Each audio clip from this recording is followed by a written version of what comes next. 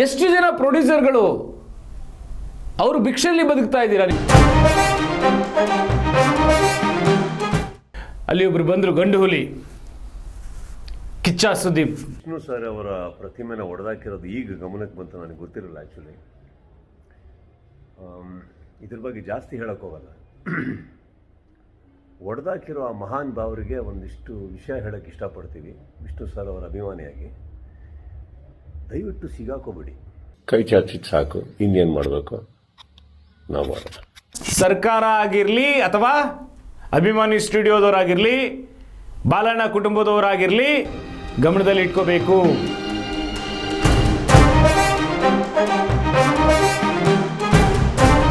ಬಸವರಾಜ ಬೊಮ್ಮಾಯಿ ಅವರು ಹೇಗೆ ಡಾಕ್ಟರ್ ಪುನೀತ್ ರಾಜ್ಕುಮಾರ್ ಅವರು ಅಗಲಿದ್ದಾಗ ಇದ್ರಲ್ಲ, ಆ ಪ್ರೀತಿನ ತೋರಿಸಿದ್ರಲ್ಲ, ಅದರಲ್ಲಿ ಕೇವಲ ಒಂದು 10% ಆದರೂ ನೀವು ಮುಖ್ಯಮಂತ್ರಿಯಾಗಿರುವಾಗ ವಿಷ್ಣು ದಾದಾ ಅವರ ಮೇಲೆ ತೋರಿಸ್ಬೇಕಂತೇಳಿ ಕಳಕಳಿಯ ಮನವಿ ಮಾಡ್ಕೊಳ್ತೀವಿ. ವಿಷ್ಣು ದಾದಾ ಅಭಿಮಾನಿಗಳಿಗೆ ಕೊನೆಗೂ ಒಂದು ಸಿಹಿ ಸುದ್ದಿ. ವೀಕ್ಷಕರೇ, ಎಲ್ರಿಗೂ ನಮಸ್ಕಾರ. ನಾನು ವಿಟು ಸೂರ್ಯ ಮಾತಾಡ್ತಾ ಇದ್ದೀನಿ. ಈ 18ನೇ ತಾರೀಕು, ಇದೇ ತಿಂಗಳು 18ನೇ ತಾರೀಕು ವಿಷ್ಣು ದಾದಾ ಅವರ ಏನು ಹುಟ್ಟುಹಬ್ಬ ಇದೆ.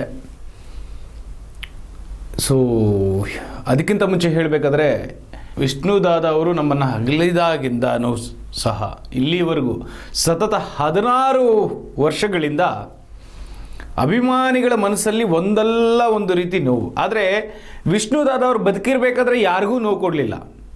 ಅವ್ರ ಪಾಡಿಗೆ ಅವರು ನೆಮ್ಮದಿಯಾಗಿ ಜನರಿಗೆ ಒಳ್ಳೇದು ಮಾಡಿಕೊಂಡು, ಒಳ್ಳೆ ಸಿನಿಮಾಗಳನ್ನ ಮಾಡಿಕೊಂಡು, ಒಳ್ಳೆ ರೀತಿಯಲ್ಲಿ ಹೋದರು. ಆದರೆ ಒಳ್ಳೆಯವ್ರಿಗೆ ಕಾಲ ಇಲ್ಲ ಅಂತಾರಲ್ಲ, ಸೊ ಅದೇ ರೀತಿ ಇದು.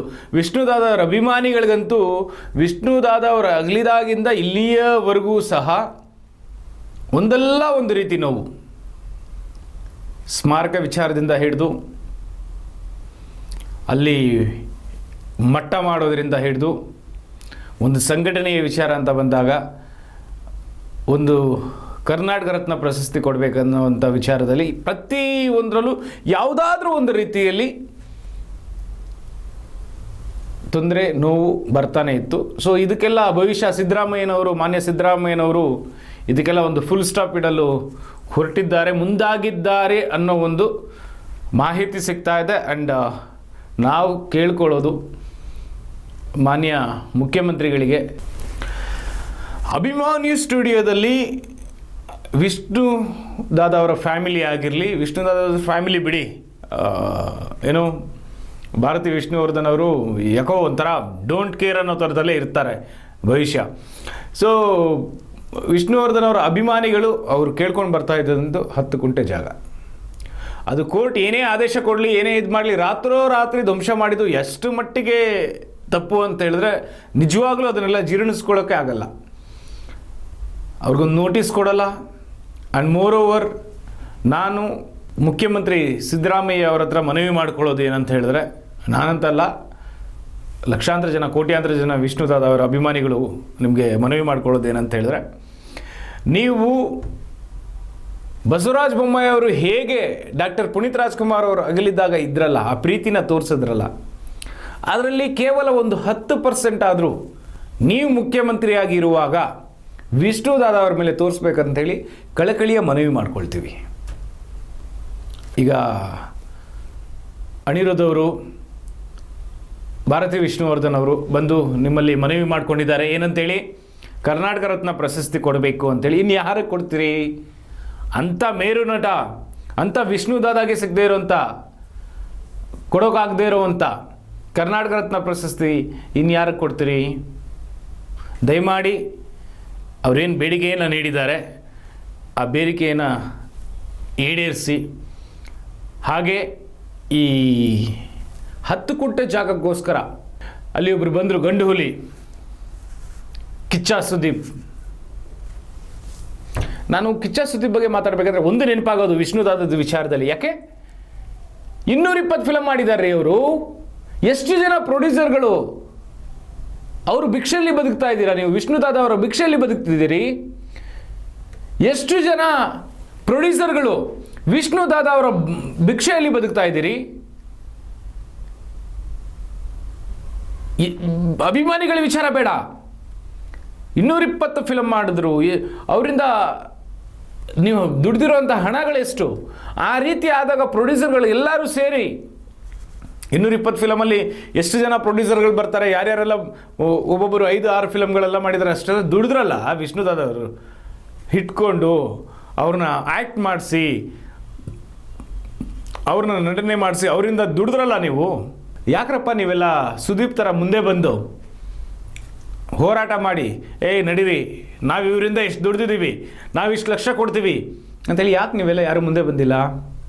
ಯಾಕಂದರೆ ಸ್ವಾರ್ಥಿಗಳು ನೀವೆಲ್ಲ ಯಾರು ಗೊತ್ತಾ? ಇವರೆಲ್ಲ ಮುಂದೆ ಒಂದು ಮಾತು ಹಿಂದೆ ಒಂದು ಮಾತಾಡ್ತಾರಲ್ಲ ಅಂಥವ್ರು ಇವರಲ್ಲ.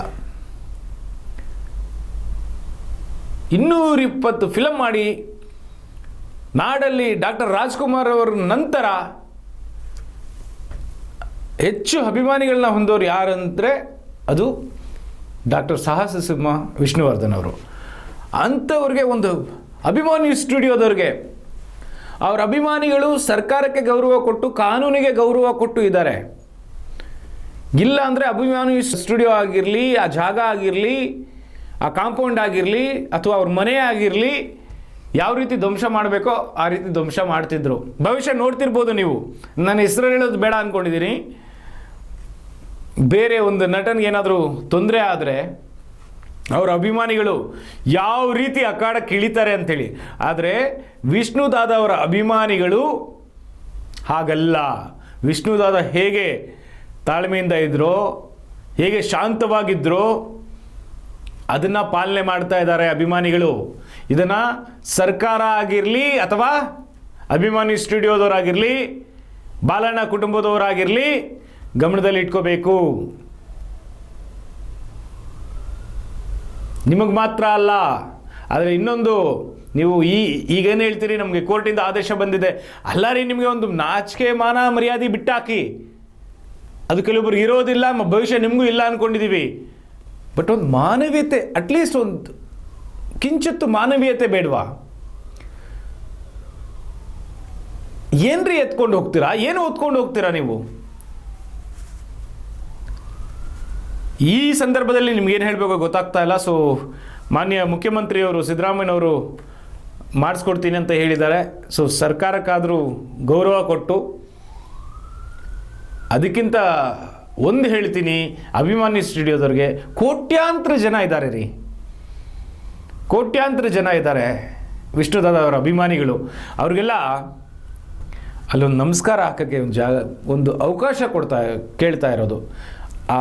ಇದನ್ನು ಕೊಟ್ಟು, ಆ ಜಾಗವನ್ನು ಒಂದು 10 ಗುಂಟೆ ಜಾಗನ ಕೊಟ್ಟು ಪುಣ್ಯ ಕಟ್ಕೊಳ್ಳಿ ಅಂತ ಹೇಳ್ತಾ, ವಿಷ್ಣುದಾದ ಅವರ ಅಭಿಮಾನಿಗಳಿಗೆ ಸರ್ಕಾರ ಇನ್ನೇನು ಮುಂದೆ ಬರ್ತಾ ಇದೆ ಆ 10 ಗುಂಟೆ ಜಾಗ ಕೊಡಿಸೋದಕ್ಕೆ, ಮತ್ತು ಕರ್ನಾಟಕ ರತ್ನ ಪ್ರಶಸ್ತಿ ಕೊಡೋಕ್ಕೆ ಕೂಡ ಆಲೋಚನೆ ಮಾಡ್ತಾ ಇದೆ. ಇದು ಇನ್ನೊಂದು 18ನೇ ತಾರೀಕು ಒಳಗಡೆ ಘೋಷಣೆ ಆಗುತ್ತೆ ಅನ್ನೋ ಒಂದು ನಿರೀಕ್ಷೆಯಲ್ಲಿ ಎಲ್ಲ ಅಭಿಮಾನಿಗಳು ಇದ್ದಾರೆ. ಸೊ ಹಾಗಾಗಿ ಮಾನ್ಯ ಮುಖ್ಯಮಂತ್ರಿ ಅವರೇ, ನೀವು ಮತ್ತೊಮ್ಮೆ ವಿಷ್ಣುವರ್ಧನ್ ಅವರ ಅಭಿಮಾನಿಗಳ ಮನಸ್ಸಿಗೆ ನೋವಾಗೋ ಥರ ಯಾವುದೇ ಕಾರಣಕ್ಕೂ ಮಾಡಬೇಡಿ. ಸೊ ನಿಮಗೆ ದೇವರು ಚೆನ್ನಾಗಿಡಲಿ. ವಿಷ್ಣುವರ್ಧನ್ ಅವ್ರಿಗೆ ಕರ್ನಾಟಕ ರತ್ನ ಪ್ರಶಸ್ತಿ ಕೊಡುವುದರ ಜೊತೆಗೆ ಅದೇ ಜಾಗದಲ್ಲಿ, ಅದೇ ಅಭಿಮಾನಿ ಸ್ಟುಡಿಯೋದಲ್ಲಿ ಒಂದು 10 ಗುಂಟೆ ಜಾಗವನ್ನು ಕೊಟ್ಟು ವಿಷ್ಣುದಾದ ಅವರ ಅಭಿಮಾನಿಗಳ ಮನಸ್ಸಲ್ಲಿ ಜಾಗ ಇಟ್ಕೊಳ್ಳಿ. ನೀವು ಅವ್ರು ಬದುಕಿರೋವರೆಗೂ ನಿಮಗೆ ನೆನೆಸ್ಕೊಳ್ತಾರೆ. ನೀವು ನೆಕ್ಸ್ಟ್ CM ಆಗ್ತಿರೋ ಇಲ್ವೋ ಸೆಕೆಂಡ್ರಿ. ಆದರೆ ನೀವು ಡಾಕ್ಟರ್ ವಿಷ್ಣುವರ್ಧನ್ ಅವ್ರಿಗೆ ಈ ಸಹಾಯವನ್ನು, ಅವರ ಅಭಿಮಾನಿಗಳಿಗೆ ಈ ಆಸೆಯನ್ನು ಈಡೇರಿಸಿ ಕೊಟ್ಟರೆ ನಿಮಗೆ ನಿಜವಾಗ್ಲೂ ಅವರ ಅಭಿಮಾನಿಗಳು ಯಾವತ್ತೂ ಮರೆಯಲ್ಲ. ಸೊ ಹಾಗಾಗಿ ದಯಮಾಡಿ ಈ ಕೆಲಸವನ್ನು ಮಾಡಿ ಪುಣ್ಯ ಕಟ್ಕೊಳ್ಳಿ. ಎಲ್ರಿಗೂ ನಮಸ್ಕಾರ.